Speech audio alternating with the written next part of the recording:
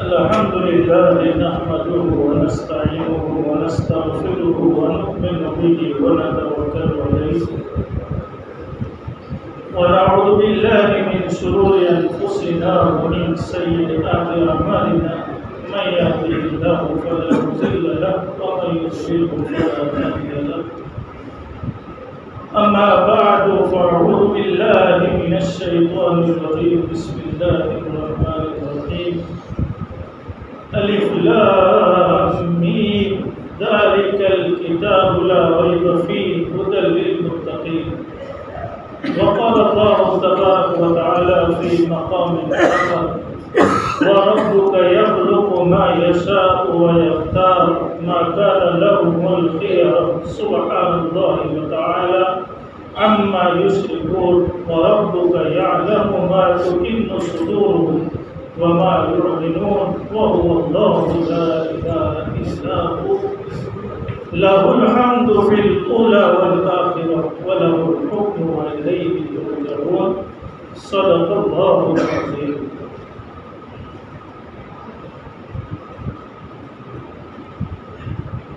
میرے دینی بھائیوں اور بزرگوں،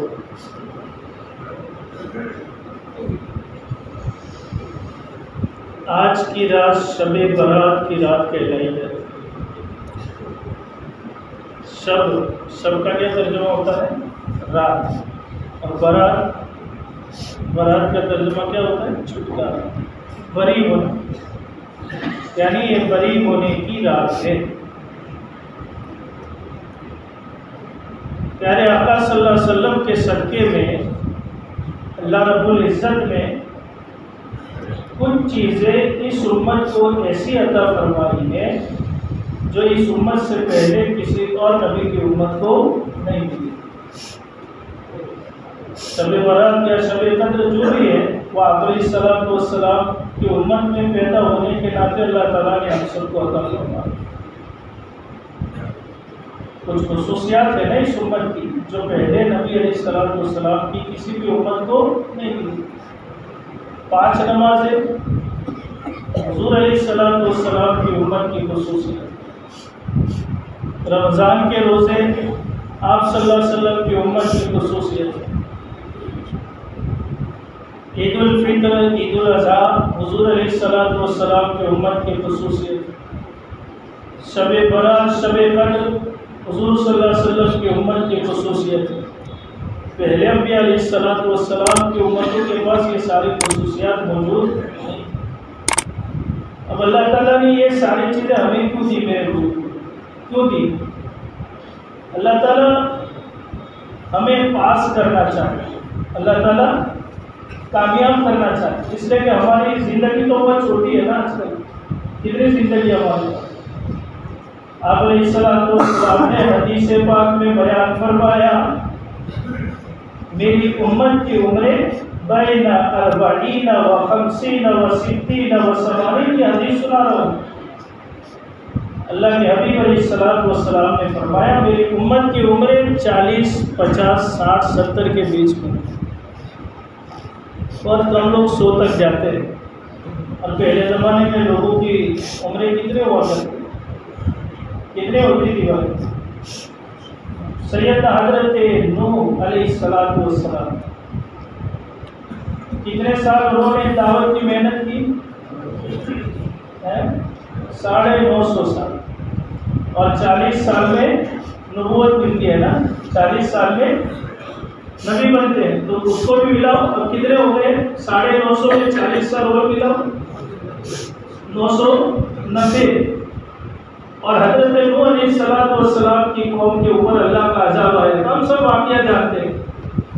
اس کے بعد سیدنا حضرت نوح علیہ السلام کی کشتی جودی پہاڑ پہ جا کے رکی، اور وہاں ٹھہرنے کے بعد بھی حضرت نوح علیہ السلام مفسرین نے لکھا ہے کہ تقریباً 60 سال دنیا میں رہے، تو پوری زندگی کتنی بنے گی ان کی؟ 1050 سال بنتی ہے کہ نہیں؟ کسی نے حضرت نوح علیہ السلام سے سوال فرمایا کہ اللہ کے نبی علیہ السلام، اللہ پاک نے آپ کو اتنی لمبی زندگی عطا فرمائی، دنیا آپ کو کیسی لگی؟ دنیا کیسے لگی؟ بڑا عجیب سوال ہے۔ تو حضرت نوح علیہ السلام نے فرمایا مجھے ایسا لگا جیسے کہ ایک گھر تھا، اس کے 2 دروازے تھے، دونوں کے دونوں دروازے کھلے تھے، ادھر کے دروازے سے میں اندر داخل ہوا اور ادھر کے دروازے سے باہر نکل گیا۔ تو اس کے مقابلے میں ہماری زندگی کتنی ہے بھائی؟ اذا جاء اجلهم لا يستأخرون ساعة ولا يستقدمون۔ اللہ رب العزت قرآن کریم میں بیان فرماتے ہیں جب کسی انسان کا وقت، جب کسی انسان کی میعاد ختم ہو جاتی ہے تو ملک الموت علیہ السلام اسے ایک پل کی، 1 سیکنڈ کی بھی مہلت نہیں دیتے۔ ملتی ہے کسی کو؟ بچہ گھر سے امی کو کہہ کے جاتا ہے کہ امی جان ابھی 5 منٹ میں آئے ہوٹل سے کھانا لے کر، 5 منٹ کے بعد گھر پہ خبر آتی ہے کہ تمہارے بچے کا ایکسیڈنٹ ہوا، وہ اللہ کو پیارا ہو گیا۔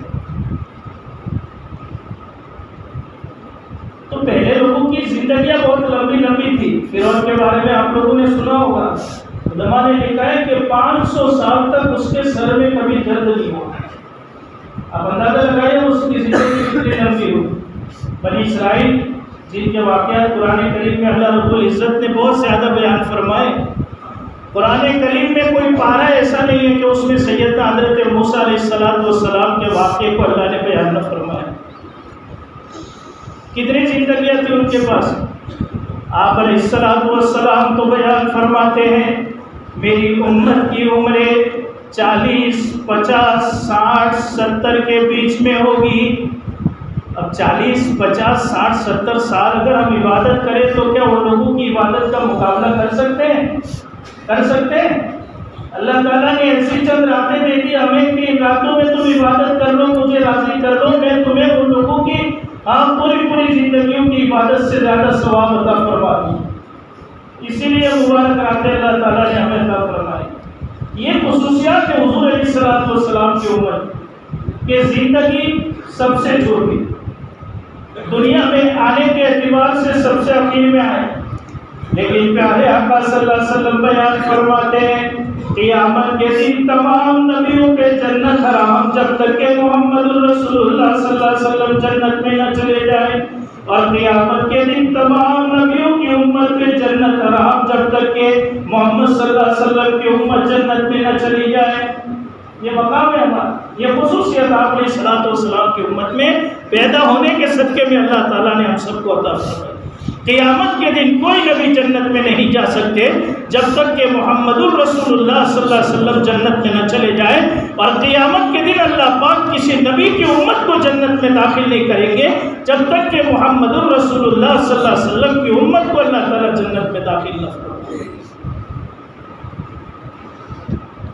آنے کے اعتبار سے تو سب سے آخر میں ہے نا بھائی، حضور کے بعد تو اب کوئی نبی دنیا میں آنے والے نہیں ہیں، ہم آپ علیہ السلام کے امتی ہیں۔ تو اللہ کے نبی علیہ السلام کے امتی ہونے کے ناطے اللہ تعالیٰ نے یہ ساری نعمتیں ہم سب کو عطا فرمائیں۔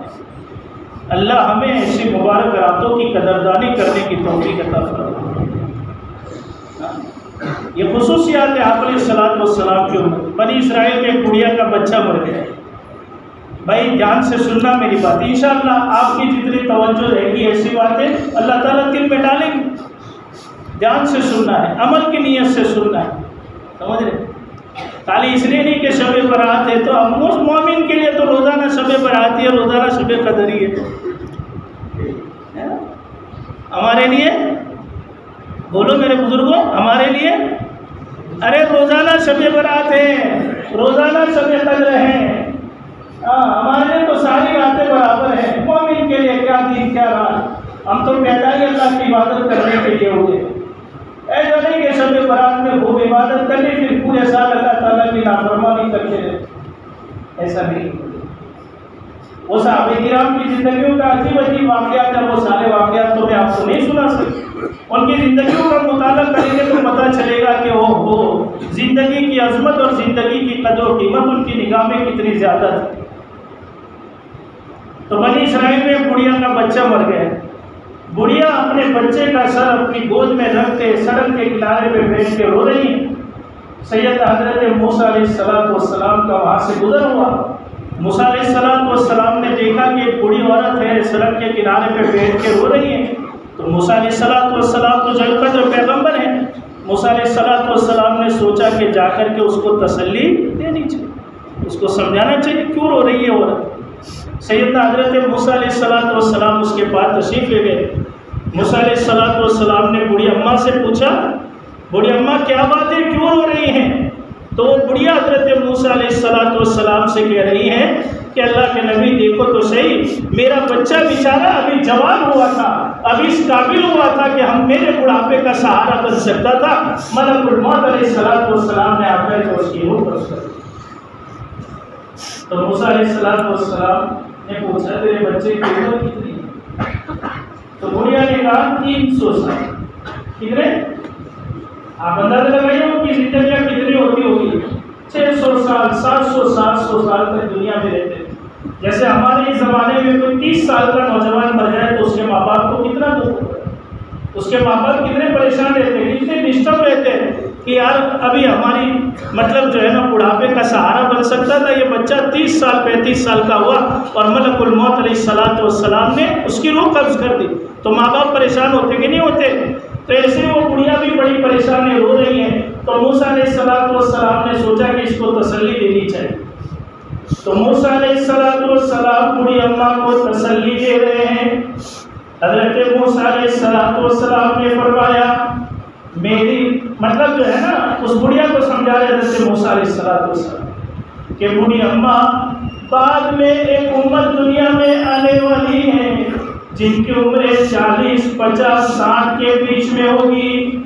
तो बूढ़ी अम्मा बड़े ताज्जुब से हज़रत मूसा अलैहिस्सलाम से पूछ रही है कि अल्लाह के नबी मूसा अलैहिस्सलाम क्या वो लोग घर बनाएंगे? क्या पूछ रही है? मेरी बात समझ में आ रही है मेरे बुजुर्गों? अरे बुढ़िया हज़रत मूसा अलैहिस्सलाम से पूछ रही है कि क्या वो लोग घर बनाएंगे? घर हमने तो बंगले बांध रखे, घर की बात छोड़। ऐसे ऐसे घर बना के बैठे जैसे 700 साल तक मौत ही नहीं आने वाली। पूरी जिंदगी मेहनत करते कमाते हैं और घर बनाते हैं और अचानक सी चौक हो जाती है।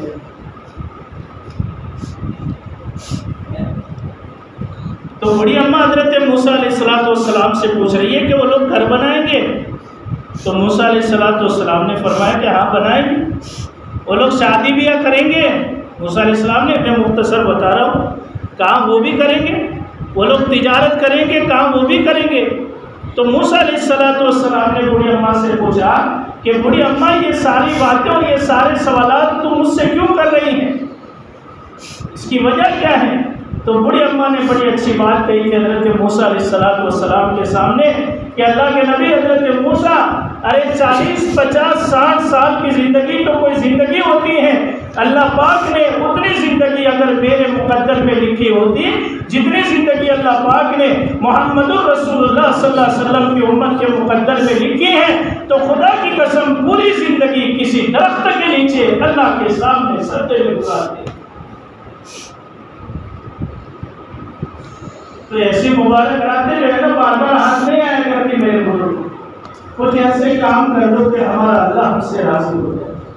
देखो हम क्या होता है कभी कभी शाबान माशाअल्लाह बड़ा मुबारक महीना है? शाबान में कितने हर्फ है? शीन, दूसरा कौन सा है?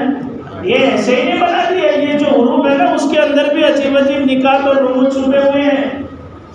हम लोग लफ्ज़ दुश्मन बोलते हैं कि नहीं? दुश्मन बोलते हैं ना, दुश्मन। कभी सोचा कि ये कहाँ से आया? हमको कुछ पता ही नहीं है, इसलिए हम तो बोलते रहते हैं, कभी उसकी गहराई तक हम गए ही नहीं है। जनाब बोलते हैं, जनाब। कोई बड़ा आदमी होता है तो उसको क्या कहते हैं? जनाब। अरे जनाब का लफ्ज़ तो चीड़ है, चीड़। चीड़ समझते हैं ना?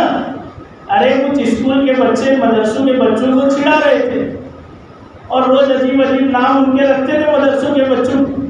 तो मदरसों के बच्चों ने स्कूल के बच्चों को भी चिढ़ाने के लिए एक नाम रखा, जनाब। जनाब से पहला कौन सा है? जीम। जीम से मुराद जाहिल। ارے سمجھ رہے؟ دوسرا کون سا ہے؟ نون، نون سے مراد نالائق۔ تیسرا کون سا ہے؟ الف، الف سے مراد احمق، بیوقوف، اور با سے مراد بدتمیز۔ تو یہ چیڑ ہے۔ اب اس کا حقیقت سے تو کوئی واقف ہی نہیں ہے، آج تو ہر کسی کو بولا جاتا ہے لفظ جناب، کہ جناب حضرت مولانا فلانا یہ وہ، لیکن یہ لفظ آیا کہاں سے کسی کو پتا نہیں ہے۔ ایسے بہت سارے حروف ہیں، بہت سارے کلمات ہیں جس کی گہرائی تک کبھی ہم جاتے نہیں ہیں۔ لفظ دشمن، اس میں کتنے حرف ہیں؟ 4۔ کتنے حرف ہیں؟ کبھی سوچا کیوں 4 ہی ہے؟ اور یہ لفظ آیا کہاں سے؟ اس میں پہلا حرف کون سا ہے؟ دال، دال سے مراد دنیا کی محبت، دال سے مراد دنیا کی محبت۔ دوسرا کون سا ہے؟ شین، شین سے مراد شیطان۔ میں بعد میں مطلب سمجھاتا ہوں، یاد رکھو۔ دال سے مراد دنیا کی محبت۔ دوسرا کون سا ہے؟ شین، شین سے مراد شیطان۔ تیسرا کون سا ہے؟ میم، میم سے مراد مخلوق۔ اور چوتھا کون سا ہے؟ نون، نون سے مراد نفسانی خواہشات۔ دنیا سے کوئی آدمی دوستی کر کے کبھی بھی کامیاب ہو سکتا ہے؟ نہیں ہو سکتا۔ شیطان سے دوستی کر کے کوئی بندہ کامیاب ہو سکتا ہے؟ نہیں ہو سکتا۔ مخلوق سے محبت کے کر کے کوئی بندہ کامیاب ہو سکتا ہے؟ نہیں ہو سکتا۔ اور نفسانی خواہشات کی پیروی کر کے اور اتباع کر کے کوئی بندہ کامیاب ہو سکتا ہے؟ نہیں ہو سکتا۔ اسی لیے حضرت بایزید بستامی رحمۃ اللہ علیہ اکثر و بیشتر ایک جملہ کیا کہا کرتے تھے، ایک جملہ بولا کرتے تھے کہ جنت 2 قدم دور ہے، جنت 2 قدم دور ہے، جنت 2 قدم دور ہے۔ یہ جملہ کون بولتا تھا؟ بایزید بستامی رحمۃ اللہ علیہ، اللہ کے بہت بڑے ولی گزرے ہیں۔ تو ایک مرتبہ ایک مرید نے پوچھ لیا کہ حضرت ہم نے آپ کو اکثر سنا کہ آپ یہ جملہ بولا کرتے ہیں جنت 2 قدم دور ہے، جنت 2 قدم دور ہے، اس کا مطلب کیا ہے؟ تو حضرت نے فرمایا کہ حقیقت میں جنت 2 قدم دور ہے تو اپنا ایک قدم اپنے نفس کے اوپر رکھ دے، تیرا دوسرا قدم سیدھا جنت کے اندر چلا جائے۔ تو یہ معنی کے اندر بھی بہت ساری چیزیں چھپی ہوئی ہوتی ہیں۔ اسی طرح شعبان میں کتنے حرف ہیں؟ کتنے ہیں؟ 5۔ شین، شین سے مراد، ارے یہ باتیں میں اپنی طرف سے نہیں کہہ رہا ہوں، ہاں بنیت الطالبین اس کے اندر یہ ساری باتیں نقل کی ہوئی ہیں۔ تو شین سے مراد شرافت، شین سے دیکھو اس کے معنی میں بزرگی کا معنی چھپا ہوا ہے۔ شین سے مراد شرافت، شرافت چاہتے ہیں نا سب۔ دوسرا کون سا ہے؟ عین، عین عربی، اس کا عربی کیا بنتا ہے؟ اولا، اولو، بلندی۔ تو شین سے مراد شرافت، عین سے مراد بلندی۔ دیکھو اس کے معنی میں غور کرو۔ تیسرا کون سا ہے؟ با، با سے مراد بر یعنی نیکی، با سے مراد نیکی۔ اس کے بعد کون سا حرف ہے؟ الف، الف سے مراد الفت اور محبت۔ اور آخری حرف کون سا ہے؟ نون، نون سے مراد نور، یعنی شرافت والی زندگی گزارنا شرافت والی زندگی ہر بندہ پسند کرتا ہے، تو شرافت والی زندگی گزارنی چاہیے، علو اور عزت والی زندگی گزارنی چاہیے، لیکن وہ بھی کس کی نگاہ میں؟ اللہ کی نگاہ میں۔ نیکی کے ساتھ زندگی گزارنی چاہیے، لوگوں کے ساتھ الفت اور محبت کے ساتھ زندگی گزارنی چاہیے، اور یہ سارے کام کرو گے تو انشاءاللہ اللہ کی طرف سے تمہیں نور ملے گا۔ یہ سارے مطالب ہیں، یہ سارے مفاہیم چھپے ہوئے ہیں میرے بزرگوں۔ دیکھو جب بھی 15 شعبان کی رات آتی ہے یا شب قدر کی رات آتی ہے، یہ راتیں تو اللہ تعالیٰ نے ہم سب کو اس لیے عطا فرمائی ہیں کہ ہم کچھ ایسے کام کر لیں کہ ہمارا اللہ ہم سے راضی ہو جائے، اور ہم کوئی نیکی ایسی کر لیں کہ جس کی وجہ سے رب راضی ہو جائے۔ اصل تو رب کو راضی کرنا یہ زندگی کا مقصد ہے۔ ہم نے پوری دنیا کو خوش کر دیا اور دنیا والوں کو خوش کر دیا، رشتہ داروں کو خوش کر دیا، لیکن کبھی اللہ کو راضی کرنے کی کوشش نہیں کی، یا اللہ تعالیٰ کو راضی کرنے والے کام نہیں کیے، تو پھر ہمارا بیڑا پار نہیں ہو سکتا۔ فسوف ترى اذا انكشف الغبار افرس تحت رجلك مهمار، جب تیری آنکھوں سے غبار چھٹ جائے گا تو تجھے پتا چلے گا کہ گھوڑے پہ سوار تھے یا گدھے پہ سوار تھے، لیکن تب بہت دیر ہو جائے گی، تب سب کچھ سمجھ میں آ جائے گا۔ جب کچھ سارا منظر اللہ کے سامنے جا کر کے ہم دیکھیں گے، لیکن تب تاخیر ہو جائے گی، تب دیر ہو جائے گی، تب افسوس کرنے سے، تب پچھتاوا کرنے سے کچھ بھی حاصل نہیں ہوگا۔ جو کرنا ہے ابھی کر لو۔ ایسی مبارک راتیں بار بار ہاتھ نہیں آتی، ایسی مبارک گھڑیاں بار بار ہاتھ نہیں آتی۔ جو اللہ کو راضی کرنے والے کام کرنے ایسی مبارک راتوں میں کر لو۔ شاید اللہ پاک کو ہمارا ایک آنسو پسند آ جائے، شاید اللہ پاک کو ہمارا ایک سجدہ پسند آ جائے، شاید اللہ پاک کو ہمارا رونا پسند آ جائے، شاید اللہ پاک کو ہماری کوئی نیکی پسند آ جائے، اور اللہ پاک اس نیکی کی لاج رکھ کے ہماری پوری زندگی کے گناہوں کو معاف فرما دے۔ کوئی اپنے اعمال کے بل ہوتے ہوئے جنت میں نہیں جا سکتا۔ حضور علیہ السلام نے فرمایا کہ میں بھی نہیں جا سکتا، تو میں اور آپ کون سی کھیت کی گاجر ہوں۔ اس لیے میرے بزرگوں دیکھو، شعبان کی فضیلت کے بارے میں پورے احادیث کے ذخیرے میں تقریباً 17 یا 18 حدیثیں موجود ہیں۔ اب وہ ساری حدیثیں تو میں آپ کو نہیں سنا سکتا، ہم سب جانتے ہیں کہ آپ علیہ السلام سے وہ جو اعمال ثابت ہیں، دیکھو کچھ باتیں اللہ کے نبی علیہ السلام کی اتفاقی ہوتی ہیں۔ جیسے میں آپ کو بتاؤں، ہمیں شعبان کی رات میں کیا کرنا چاہیے؟ سب سے پہلے تو مطلب انفرادی طور پہ عبادت کا اہتمام کریں۔ دیکھو میری باتیں یاد رکھو، نوٹ کر لو اس کو۔ ایسے کام نہیں کرتے ایسے کوئی خرافات والے یا لوگوں کے ایجاد کرنا کہ جس کی وجہ سے نیکی برباد اور گناہ لازم ہو جائے۔ دیکھو ہم سے اگر کچھ نہیں ہو سکتا تو میں آپ کو صاف الفاظ میں کہہ رہا ہوں کہ ابھی عشاء کی نماز پڑھی، ابھی بیان ختم ہو جائے تو جا کر کے چپ چاپ گھر پہ سو جائے اور فجر کی نماز جماعت کے ساتھ پڑھنا، انشاءاللہ اللہ پاک پوری رات عبادت کا ثواب دے دے گا۔ لیکن ہم سے ہوتا تو کچھ ہے نہیں، ہمارے پاس ہے نمازیں ایسی، ہمارے پاس ہے ایسی عبادتیں اور ایسی تلاوتیں اور ایسے سجدے کہ ہم اللہ کے دربار میں پیش کرنے کے قابل ہوں، اور پھر بھی ایسے مبارک راتوں میں اگر ہم ایسے کام کر لے جس سے ہمارا اللہ ہم سے ناراض ہو جائے تو ہم سے بڑا بد نصیب کون ہوگا؟ یہ جو سجدے ہیں نا ہمارے، اور یہ جو رونا اور تڑپنا ہے اور یہ جو عبادت ہے، ہم جانتے ہیں کہ وہ کیسی ہے، کیا اللہ کے دربار میں وہ قبول ہوگی؟ یحییٰ ابن اقسم کا نام سنا ہے؟ کتنے بڑے محدث گزرے ہیں جنہوں نے 54 یا 55 حج پیدل کیے ہیں، ایک ایک مسجد کے کونے بیٹھ کے 4-4 ہزار قرآن شریف پڑھے ہیں۔ ان کی عبادت کا عالم کیا تھا؟ جب سے بالغ ہوئے تب سے لے کر کے موت تک کبھی تکبیر اولیٰ نہیں چھوٹی۔ یہ ساری باتیں علماء نے کتابوں کے اندر نقل فرمائی ہے۔ جب ان کا انتقال ہو گیا، کسی نے خواب میں دیکھا، پوچھا یحییٰ اللہ پاک نے تمہارے ساتھ کیا معاملہ کیا؟ تمہارے پاس تو بڑی زیادہ عبادت تھی نا، ہاں کئی سال کی نمازیں تھی، کئی سارے حج تھے اور کئی سارے قرآن کی تلاوت تھی۔ حضرت یحییٰ بن اقسم نے کیا جواب دیا؟ خواب کی بات ہے، خواب کا قصہ ہے۔ حضرت یحییٰ بن اقسم نے فرمایا جب میرا انتقال ہو گیا مجھے اللہ کے دربار میں کھڑا کیا گیا۔ میری بات سمجھنا میرے بزرگوں، اللہ رب العزت نے پوچھا یحییٰ دنیا سے کیا لے کر کے آئے؟ حضرت یحییٰ ابن اقسم فرماتے ہیں باری تعالیٰ میں نے 54 یا 55 حج پیدل کیے ہیں۔ اللہ رب العزت نے فرمایا کہ یحییٰ تیرا ایک بھی حج مجھے قبول نہیں ہے۔ بات تو قبولیت کے نا، اللہ قبول فرماتے فرماتے کو نہیں۔ اللہ پاک نے کہہ دیا کہ جا جا تیرے شترو کی لاش تو مجھے دکھا رہا، چل یہاں سے ہٹ جاتا ہوں، کیا بولی مجھے؟ مجدد الفسانی کا وہ جملہ مجھے یاد آ گیا۔ مجدد الفسانی فرمایا کرتے تھے اے اللہ کے بندو، کل قیامت کے دن میرا اور تمہارے جیسا گنہگار جب اللہ کے دربار میں کھڑا ہوگا تو وہاں اللہ کے ایسے ایسے نیک بندے بھی کھڑے ہوں گے۔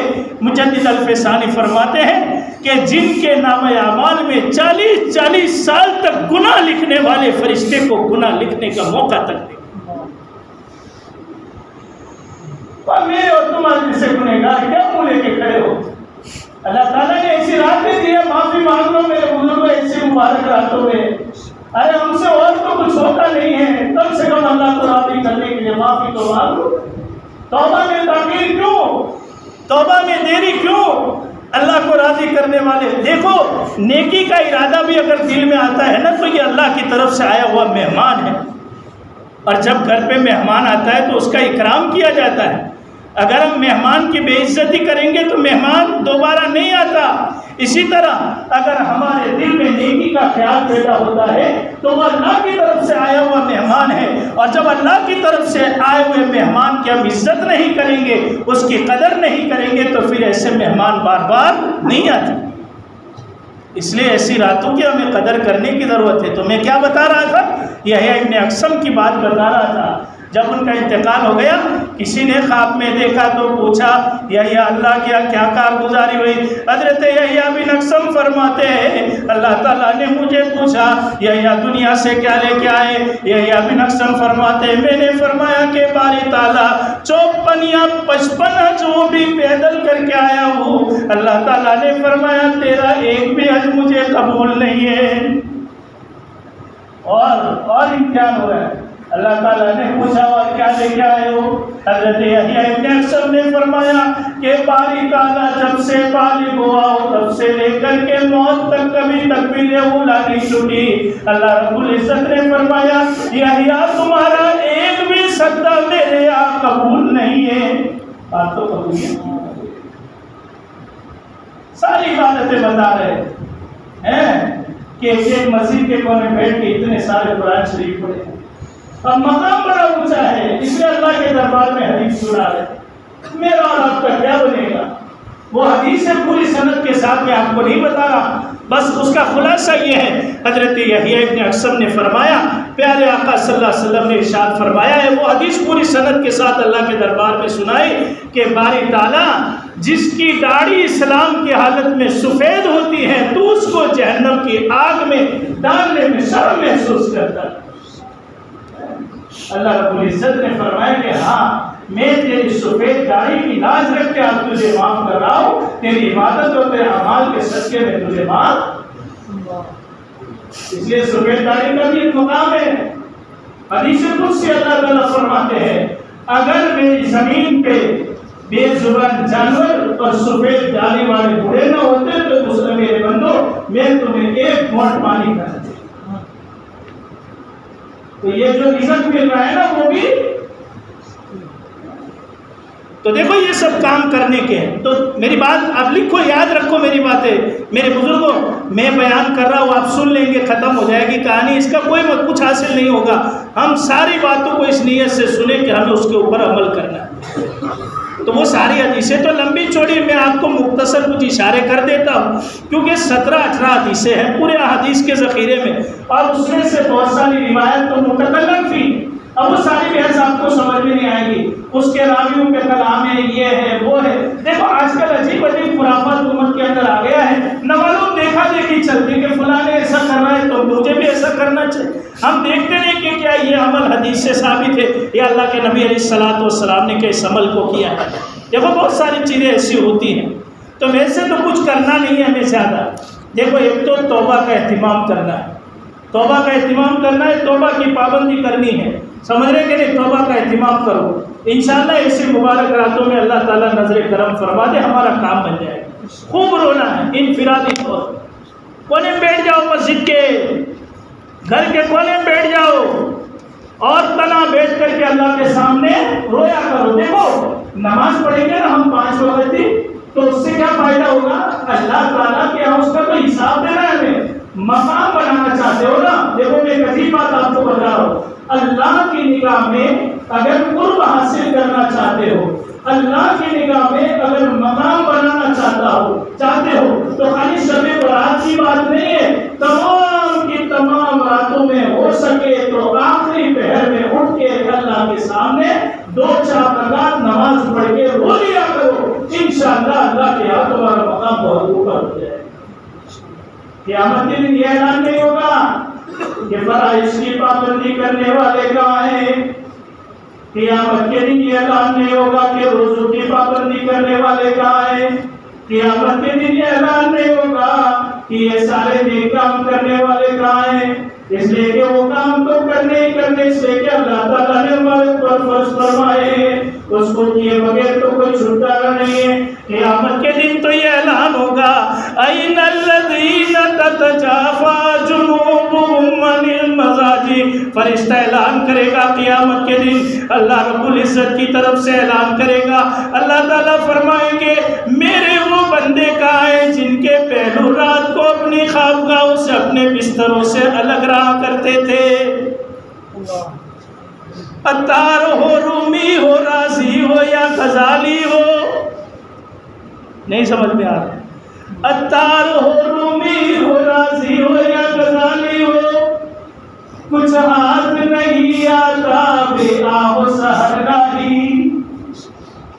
یا ایھا المزمل قم اللیل الا قلیلا نصفہ او انقص منہ قلیلا او زد علیہ ورتل القرآن ترتیلا۔ یا ایھا المدثر قم فانذر وربک فکبر وثیابک فطہر۔ یہ ساری آیتیں اللہ کے حبیب علیہ السلام کے اوپر نازل ہوئی ہیں، لیکن آپ علیہ السلام کے اوپر نازل کر کے اللہ تعالیٰ امت کو سبق دینا چاہتے ہیں، مقام بنانا چاہتے ہو نا تو رات کی عبادت شروع کر۔ خدا کی قسم ایسی ترقی ہوگی ایمانی۔ دیکھو ماشاءاللہ اکثر و بیشتر ساتھی جو ہے نا دعوت و تبلیغ کی محنت میں بھی لگے ہوئے ہیں، ہم سب جانتے ہیں۔ ایک اللہ کے ولی فرمایا کرتے تھے دین کی محنت کرنے والے تو بہت سارے ہیں، اور ماشاءاللہ دن بدن نئے نئے لوگ جو ہے نا دین کی محنت میں لگ رہے ہیں، لیکن رات کی تنہائی میں اٹھ کے اللہ کے سامنے رونے والوں کی کمی کہاں ہے؟ رونے والوں۔ اللہ کے حبیب علیہ السلام تہجد کا وقت ہے، فجر کی نماز کے لیے مسجد کی طرف تشریف لے جا رہے تھے۔ ایک نوجوان صحابی اپنے حجرے میں قرآن پاک پڑھ رہے تھے، سورہ رحمان کی تلاوت کر رہے تھے، اور ایک ہی آیت کو بار بار پڑھ رہے تھے، فَإِذَا انشَقَّتِ السَّمَاءُ فَكَانَتْ وَرْدَةً كَالدِّهَانِ۔ سورہ رحمان کی آیت۔ نوجوان صحابی ہیں، تہجد کا وقت ہے، فجر کی نماز سے پہلے کا وقت ہے، آپ علیہ السلام مسجد کی طرف تشریف لے جا رہے تھے۔ حضور علیہ السلام نے دیکھا کہ ایک میرا نوجوان صحابی آج نماز میں قرآن پڑھتے پڑھتے ایسا ہو رہا ہے۔ اللہ کے حبیب علیہ السلام کو بھی ترس آ گیا۔ فجر کی نماز کے بعد اللہ کے حبیب علیہ السلام نے وہ نوجوان صحابی کو اپنے پاس بلایا، ان کے سر پہ ہاتھ پھیرا، اور اللہ کے حبیب علیہ السلام نے فرمایا اے میرے نوجوان صحابی، رات کی تنہائی میں اتنے نہ رویا کرو، آج تمہارے رونے کی وجہ سے اللہ کے عرش کے سامنے اللہ کے فرشتے بھی رو رہے ہیں۔ جب ایسی عبادت کرنے والے بھی اللہ کے دربار میں کل قیامت کے دن کھڑے ہوں گے تو میرے بزرگوں میرا اور آپ کا کیا بنے گا؟ اس لیے سب سے پہلے ہمیں کیا کرنا ہے؟ توبہ کرنی۔ یاد رکھو میرے بزرگوں، سب سے پہلے کیا کرنا ہے؟ کیسی توبہ؟ پکی توبۃ نصوحا۔ کیسی توبہ؟ اور توبہ نصوحا پکی توبہ کس کو کہتے ہیں؟ اس کے کتنی شرطیں ہیں؟ تین۔ کون کون سی؟ ایک تو جو گناہ ہم سے ہو گیا ہے آئندہ اس کو نہ کرنے کا عزم مصمم کرنا ہے۔ ارے میری بات سمجھ میں آئے میرے بزرگوں، جو گناہ ہو گئے اس کی معافی مانگ لو آج کی رات، اور آئندہ انشاءاللہ اس گناہ کے قریب نہیں آئیں۔ بس اگر اس طرح ندامت کے ساتھ اگر توبہ کریں گے اور معافی مانگیں گے تو اللہ تعالیٰ معاف کرے گے۔ دوسری چیز، گناہوں کے اوپر ندامت ہونا ضروری۔ ہم تو خالی ایک رواجی دعا مانگتے، مسجد میں آ گئے، بیٹھ گئے، پہلی صف میں خالی 2-5 منٹ جو ہے ایسے ہاتھ اٹھائے اور گھما کے بیٹھ گئے، پھر اللہ تعالیٰ ہماری دعاؤں کو نہیں سنتا۔ ایسا نہیں ہو سکتا، دل سے دعا مانگنی پڑے گی، اور جب دل سے مانگتے تو اللہ تعالیٰ ضرور دیتے، اللہ تعالیٰ آپ کو معاف کر دیں گے۔ ارے اللہ پاک نے تو بڑے بڑے مجرموں کو معاف کر دیا ہے، وہ بھی دوسرے انبیاء علیہ السلام کی امتوں میں سے۔ بنی اسرائیل کا ایک آدمی تھا جس کا نام علماء نے لکھا ہے کفر۔ دیکھو میرے بزرگوں میں اس لیے آپ کے سامنے یہ بات کر رہا ہوں کہ شاید میری بات اللہ تعالیٰ کسی کے دل میں ڈال دے اور وہ کی سچی توبہ کرے۔ یہ تو توبہ کرنے کی رات ہے، جھمگٹا جمع کرنے کی، پٹاخے پھوڑنے کی، اور جو ہے نا رات بھر جاگ کے ادھر ادھر گھومنے پھرنے کی رات نہیں ہے۔ ہم ایسے مبارک راتوں میں بھی ایسے ایسے کام کرتے تھے کہ اللہ پاک ہم سے ناراض ہو جاتے ہیں۔ ارے میرے بزرگوں، یہ تو رمضان کی تیاری کے لیے اللہ پاک یہ مہینہ ہم سب کو عطا فرمایا ہے، اس لیے حدیث پاک میں آتا ہے حضرت عائشہ صدیقہ رضی اللہ تعالیٰ عنہ فرماتی ہے رمضان کے بعد اللہ کے حبیب علیہ السلام سب سے زیادہ روزے شعبان کے مہینے میں رکھا کرتے تھے. اس لیے رکھتے تھے آپ علیہ السلام تاکہ رمضان کی تیاری ہو جائے, تیاری کرنے کے لیے. اور اگر میں فقہاء نے مسئلہ لکھا ہے, فتویٰ لکھا ہے, اگر کوئی آدمی شعبان میں زیادہ روزے رکھتا ہے اور اس کو ایسا لگتا ہے کہ اگر شعبان میں زیادہ روزے رکھوں گا تو رمضان میں روزے رکھنے کے قابل نہیں رہوں گا, تو اس کو شعبان میں روزے رکھنے کی کوئی ضرورت نہیں ہے, وہ رمضان میں روزے رکھے. اس لیے فقہاء نے لکھا ہے آخری اشرف جو شعبان کے آخری 3-4 دن ہیں اس میں روزے رکھنا مکروہ تحریمی ہے اس آدمی کے لیے جس کو یہ خطرہ ہو کہ اگر میں 3-4 دن روزے رکھوں گا تو میرے رمضان المبارک کے روزوں میں خلل آئے گا, تو اس بندے کے لیے شعبان کے آخری 3-4 روزے رکھنے کی اجازت نہیں ہے. تیاری کرنے کا مہینہ یہ, تو رمضان کی تیاری کرو. علامہ جلال الدین سیوطی رحمۃ اللہ علیہ فرمایا کرتے تھے ہم رمضان کی آمد سے 6 مہینے پہلے رمضان کی تیاری میں لگ جاتے تھے, اور جب رمضان کا مہینہ گزر جاتا تھا تو 6 مہینے تک اللہ کے دربار میں دعا کرتے تھے کہ اللہ تو ہمارے رمضان کو قبول فرما. اور ہم تو کچھ کرتے ہی نہیں نہ, ہمارے پاس تو ایسی عبادت میں ایسی تیاری, پھر بھی بالکل مطمئن ہو کے بیٹھ جاتے ہیں. عید سے ہی ہماری زندگی بدل جاتی ہے. عید سے چھوڑو, جیسے ہی مسجد میں قرآن ختم ہو جاتا ہے ہماری زندگی بدل جاتی ہے. میرے بزرگوں ایسے کام نہیں بنے گا. اس لیے میں نے آپ کو پہلے ہی کہا کہ یہ کوئی شب برات ایک رات نہیں ہے, ہمارے لیے تو ساری کی ساری راتیں شب برات ہے. تو سب سے پہلے ہمیں کیا کرنا ہے؟ دعاؤں کا اہتمام کرنا. ہو سکے تو صلاۃ التسبیح کی نماز پڑھے مسجد میں یا گھر پہ. باقی اجتماعی عبادت کرنا اس رات میں کہیں بھی ثابت نہیں ہے. پہلی بات تو شب برات کی فضیلت میں 17-18 حدیثیں ہیں, اس میں سے بعض 10-11 حدیثیں تو ایسی ہیں کہ جو متکلم فی ہیں, 4-5 حدیثیں ہیں جس کے اوپر تھوڑا اعتماد کیا جا سکتا ہے. تو یہ ساری حدیثوں کا مجموعہ میں آپ کے سامنے بیان کر رہا ہوں. سب سے پہلے تو ہمیں توبہ کرنی ہے. دوسری بات, کوئی ایسا کام نہیں کرنا جس سے اللہ ناراض ہو جائے. سب عہد کرو انشاءاللہ کوئی ایسا کام نہیں کریں گے کہ جس سے اللہ ناراض ہو جائے.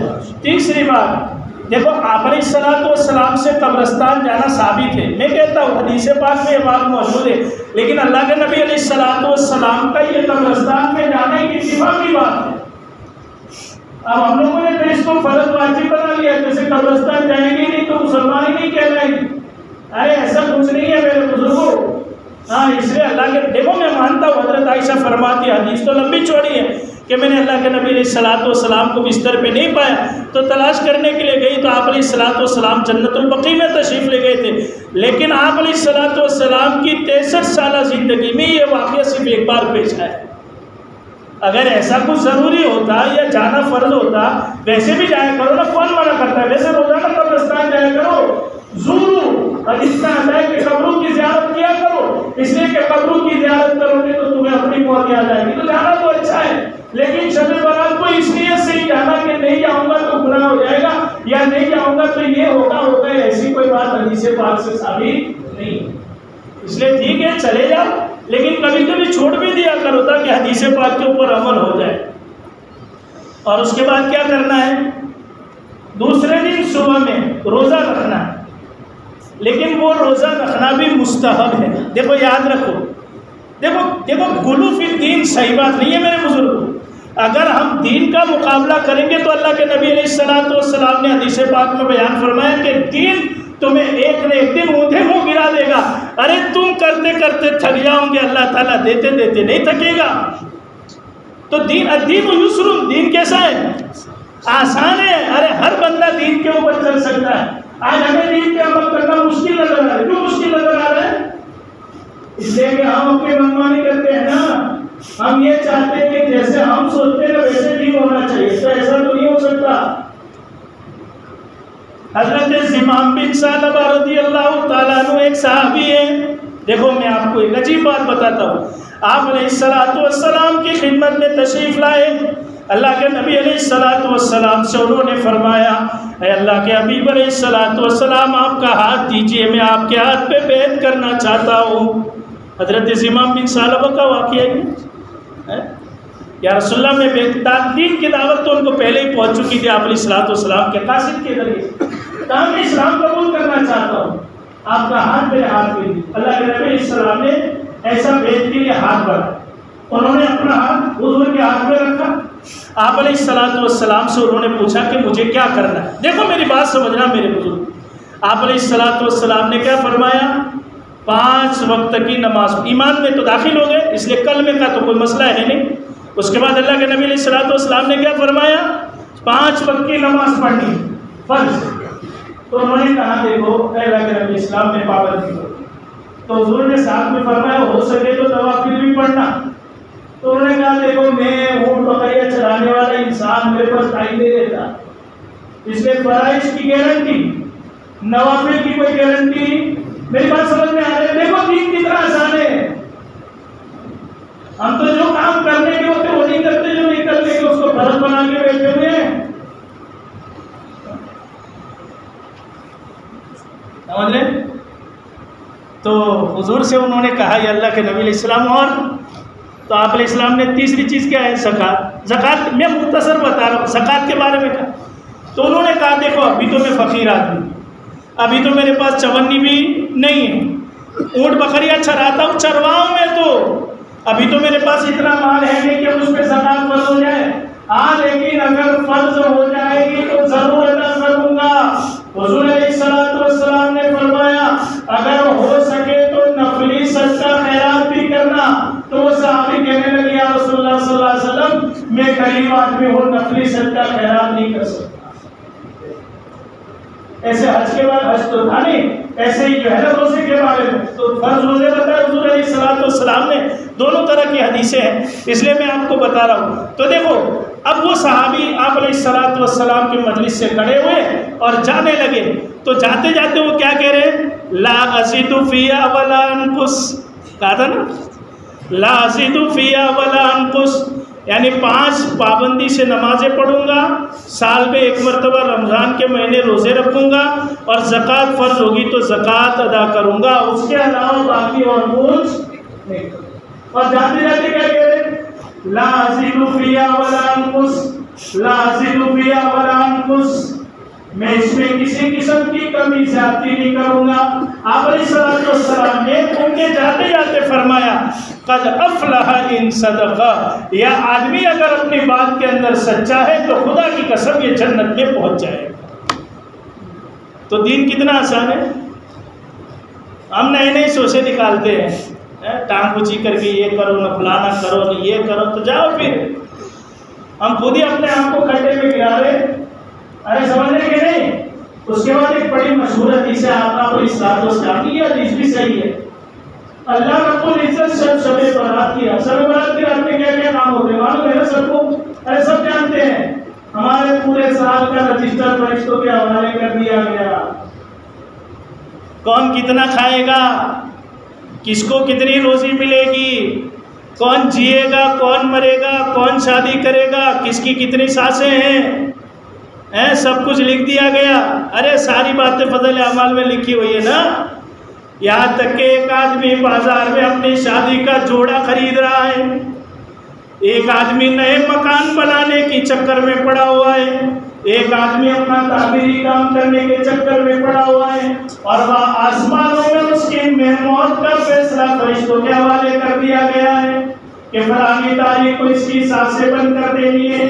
وہ آدمی تو اپنی شادی کا جوڑا خرید رہا ہے، لیکن اس کے کفن کا کپڑا بھی بازار میں آ چکا ہے، سب لکھ دیا جاتا ہے آج کی رات۔ آپ علیہ الصلوۃ والسلام روزے اس لیے رکھا کرتے تھے، اللہ کے حبیب علیہ الصلوۃ والسلام خود بیان فرماتے ہیں کہ اگر اس حالت میں میری موت کا فیصلہ سنایا گیا ہے اللہ کے یہاں تو میں روزے کی حالت میں رہوں، تو ہمیں بھی رکھنا چاہیے۔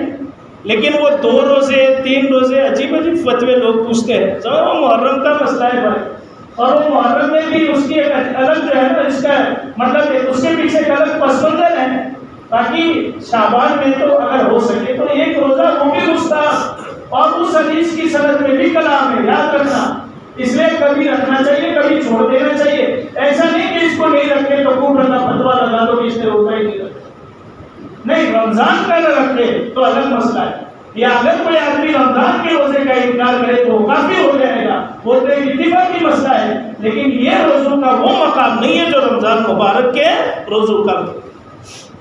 اسی طرح ایک بہت پیاری حدیث ہے، اللہ کے حبیب علیہ الصلوۃ والسلام بیان فرماتے ہیں آج کی رات میں غروب سے لے کر غروب کب ہوا؟ جب مغرب کی اذان ہوئی۔ ہمارے رات پہلے ہوتی ہے اسلام میں، ہم تو سب دنیا میں انگریزی تعلیم کے پیچھے دیوانے ہو گئے۔ ہمارے یہاں رات پہلے ہوتی ہے، دن پہلے ہوتی ہے؟ ارے رات ہماری تاریخ کب سے شروع ہوتی ہے؟ اور قرآن میں بھی یہ ترتیب موجود ہے، قُلْ أَرَأَيْتُمْ إِنْ جَعَلَ اللَّهُ عَلَيْكُمُ اللَّيْلَ سَرْمَدًا، پہلے لیل ہے نا، پھر دن کا ذکر کہاں ہے؟ قُلْ أَرَأَيْتُمْ إِنْ جَعَلَ اللَّهُ عَلَيْكُمُ النَّهَارَ سَرْمَدًا، دیکھو دن نیچے ہے، رات اوپر ہے۔ ارے رات کب؟ اب ہماری تاریخ کب سے شروع ہوتی ہے؟ رات سے۔ تو 15ویں شعبان کی رات ابھی شروع ہو چکی ہے، اور اللہ تعالیٰ غروب شمس سے لے کر کے طلوع فجر، یعنی جب تک صبح صادق ہوگی نا تب تک آسمان دنیا پہ تشریف لاتے، اور آپ علیہ الصلوۃ والسلام نے فرمایا، اللہ تعالیٰ اعلان فرماتے ہیں اے کوئی اپنے گناہوں کی معافی مانگنے والا میں اسے معاف کر دوں، اے کوئی پریشان حال، اے کوئی رزق کا طلبگار، اے کوئی مصیبت کا مارا، اگر وہ رات میں یعنی غروب سے لے کر کے صبح صادق تک میرے سامنے کوئی بھی چیز کو طلب کرے گا میں اسے عطا فرما دوں گا، اللہ رب العزت کو فرماتے ہیں۔ تو ہمیں کیا کرنا چاہیے بھائی؟ توبہ کرنی چاہیے کہ نہیں؟ اللہ تعالیٰ انشاءاللہ ہمیں بھی معاف کر دیں گے۔ اللہ پاک نے تو بڑے بڑے مجرموں کو معاف کر دیا، بڑے بڑے مجرموں کو، بڑے بڑے نافرمانوں کو معاف کر دیا، وہ بھی موسیٰ علیہ السلام کے اوپر۔ موسیٰ علیہ السلام کی قوم پہ عذاب ہے، اللہ پاک نے بارش کو روک دیا۔ ارے سننا میرے بزرگوں، اللہ کے واسطے خالی لذت کے لیے نہ سنو، عمل کی نیت سے سنو۔ ہمیں بھی توبہ کرنی ہے، اللہ کو راضی کرنے کی کوشش کرنی ہے۔ اللہ کو راضی کر لو، اللہ کو راضی کر لو، اللہ کو راضی کر لو۔ ایک زندگی کا کوئی بھروسہ نہیں ہے، ایسی مبارک راتیں بار بار ہاتھ نہیں آیا کرتی، جو ہو سکے اللہ کو راضی کرنے کی کوشش کر لو۔ زندگی کا کوئی بھروسہ نہیں ہے، نہ معلوم رمضان کا مہینہ ہمیں نصیب ہوتا ہے کہ، اس لیے آپ علیہ الصلوۃ والسلام نے دعا میں بتائی، ہمیں دعا پڑھی سب نے، کون سی دعا؟ اللہم، کون سی دعا پڑھنے کی؟ اللہم بارک لنا فی رجب و شعبان و بلغنا، اے اللہ تو ہمارے لیے رجب اور شعبان کے مہینے کو برکت والا بنا، اور عافیت کے ساتھ وہ ہمیں رمضان تک پہنچا۔ دیکھو ایک بات اللہ کے بہت سارے بندے گزشتہ رمضان میں ہمارے ساتھ تھے، لیکن اس رمضان میں نہیں ہے۔ آج ہم یہاں بیٹھ کے باتیں کر رہے ہیں، ہمارا کیا فیصلہ ہوتا ہے آسمانوں پہ ہمیں پتہ نہیں ہے۔ اس لیے یہ بات بھی لکھی ہے علماء نے کہ یہ دعا بھی اہتمام سے پڑھتے رہا ہے، سمجھ رہے؟ تو یہ دعا ایسا نہیں کہ رجب شروع ہوا تو پڑھ لیا یا شعبان شروع ہوا تو پڑھ لیا، اب دوبارہ پڑھنے کی ضرورت نہیں ہے۔ ارے اس دعا کو بھی اہتمام کے ساتھ روزانہ پڑھا اور اللہ تعالیٰ کو راضی کرنے کی کوشش کریں۔ دیکھو اللہ پاک انشاءاللہ 2 آنسو بہائیں گے، ہم سب کو معاف کریں گے انشاءاللہ۔ تو پکے دل سے سچی توبہ کرنی ہے آج کی رات میں، ایسی توبہ کرو، ایسی توبہ کرو کہ اللہ پاک ہم سے راضی ہو جائے۔ میں آپ کو واقعہ سنا رہا تھا بنی اسرائیل کا، بنی اسرائیل سے اللہ تعالیٰ ناراض ہو گیا، اللہ پاک نے اپنی رحمت کو روک دیا۔ سیدنا حضرت موسیٰ علیہ السلام جیسا جلیل قدر پیغمبر دعا مانگ رہا ہے، اے اللہ تو اپنی رحمت ہمیں دے دے، اللہ تو بارش ہمیں دے دے۔ موسیٰ علیہ السلام جیسا جلیل قدر پیغمبر، پہلی بات تو نبی کی دعا اللہ رد نہیں فرماتے، اور وہ بھی موسیٰ علیہ السلام جن کا نام کس میں آتا ہے؟ یہ انتخاب بھی اللہ کی طرف سے ہے، انتخاب بھی۔ بڑے فرشتے کتنے ہیں؟ فرشتے تو بہت سارے ہیں نا، بڑے کتنے ہیں؟ 4 میں سب سے اونچا مقام کس کا؟ کس نے دیا؟ اللہ نے۔ سب سے اچھے مہینے کون سے ہیں؟ 4، 12 ہے نا، 12 میں سے 4، اس میں سے سب سے معظم مہینے کتنے؟ 4، کون کون سے؟ محرم اور رجب، رمضان اور شعبان۔ شعبان کو بھی لکھا ہے، بعد میں سے لکھا بھی لکھا ہے، تو اس میں سب سے اونچا مقام کون سے مہینے کا ہے؟ رمضان۔ اللہ کے نبی علیہ السلام نے فرمایا کہ رمضان اللہ کا مہینہ ہے اور شعبان میرا مہینہ ہے۔ آپ علیہ السلام نے شعبان کے مہینے کو کس کا مہینہ بتایا؟ میرا مہینہ بتایا۔ تو یہ انتخاب بھی کس کی طرف سے ہے؟ سب سے اونچی مسجدیں کتنی ہے؟ مسجدیں تو بہت ساری ہے، سب سے اونچی کتنی ہے؟ 4۔ کون کون سی؟ مسجد حرام، مسجد نبوی، مسجد بیت المقدس، مسجد طور سینا، اور ان سب میں سب سے اونچا مقام کس کا ہے؟ مسجد حرام کا۔ تو یہ انتخاب کس کی طرف سے ہے؟ صحابہ تو بہت سارے ہیں، اس میں سے 4 بڑے، ابو بکر، عمر، عثمان، علی، اور ان سب میں بڑا کون ہے؟ حضرت ابوبکر صدیق رضی اللہ تعالیٰ عنہ۔ ایسے پیغمبر بھی بہت سارے ہیں، لیکن اس میں سے 4 بڑے کون کون سے؟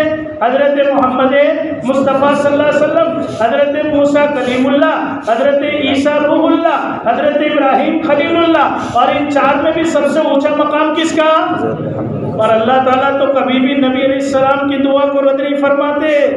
موسیٰ علیہ السلام رو رو کے دعائیں مانگ رہے، باری تعالیٰ تو اپنی رحمت ہمیں عطا فرما دے۔ جانور پریشان ہیں، لوگ پریشان ہیں، اللہ کی طرف سے کوئی جواب نہیں مل رہا۔ موسیٰ علیہ السلام پریشان ہے کہ نبی کی دعا اللہ رد فرما رہے، کوئی نہ کوئی وجہ تو ہوگی اس کی۔ تو موسیٰ علیہ السلام استسقاء کی نماز کے لیے 70,000 بنی اسرائیل کو لے کے باہر نکل گئے۔ چلو باہر جا کے اللہ کے سامنے اپنے گناہوں کی معافی مانگتے ہیں کہ شاید اللہ ہم سے راضی ہو جائے۔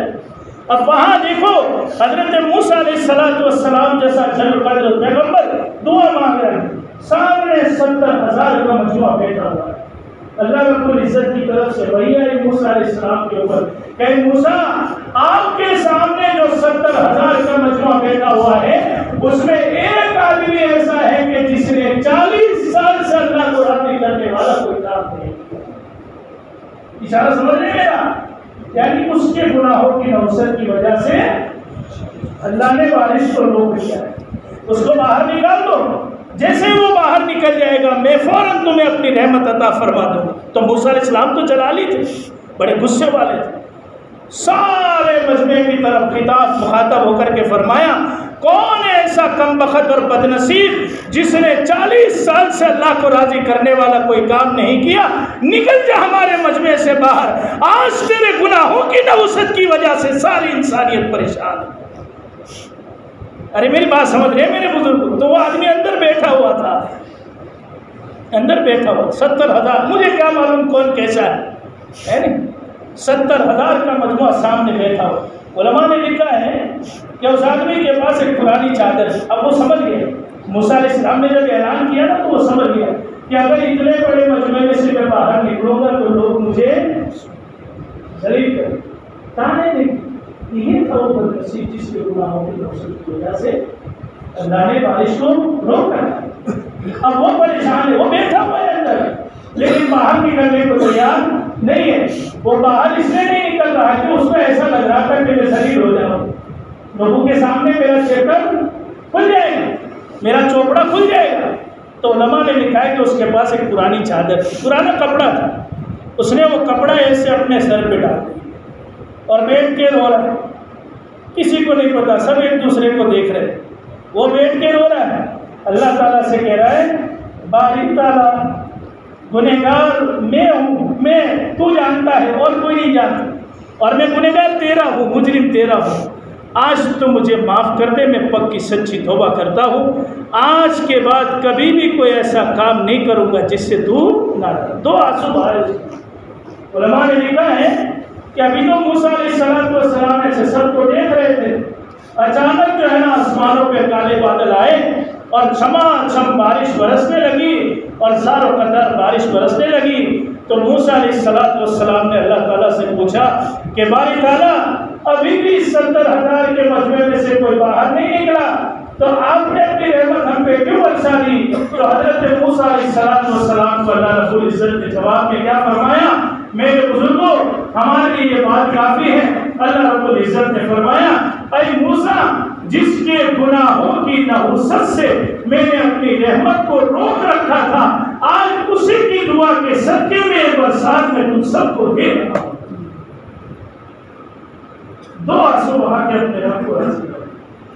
اور ہم تو محمد رسول اللہ صلی اللہ علیہ وسلم کے امتی ہیں۔ ان رحمتی وسعت اللہ غضبی، اللہ کی رحمت کے دریا بہت وسیع ہے، اللہ کا غضب بہت بڑا۔ معافی مانگنے کی ضرورت، ہم تو معافی نہیں مانگتے، اور معافی اس کو نہیں کہتے جس کو ہم مانگتے ہیں۔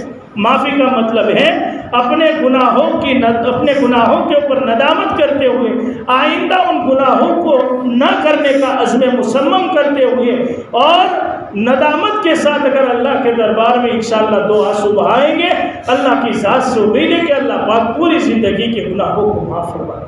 ارے موسیٰ علیہ السلام کا امتی 2 آنسو بہا کے اگر اپنے رب کو راضی کر سکتا ہے تو ہم تو محمد الرسول اللہ صلی اللہ علیہ وسلم کے امتی ہے، کیا اگر ہم 2 آنسو بہائیں گے تو ہمارا رب ہم سے راضی نہیں ہوگا؟ ہاں، تو اللہ کو راضی کرنے کی ضرورت ہے۔ یہ ندائیں اللہ تعالیٰ آسمانوں پہ دلا رہے ہیں، ابھی یہ ندا ہو رہی ہے، لگ رہی ہے، بس ہمیں اللہ کے سامنے 2 آنسو بہانے کی، مایوس ہونے کی ضرورت نہیں۔ ہاں، مایوسی کفر ہے، اس لیے کوئی بڑے سے بڑا مجرم، بڑے سے بڑا گنہگار کیوں نہ ہو، لیکن اس کو مایوس ہونے کی ضرورت نہیں۔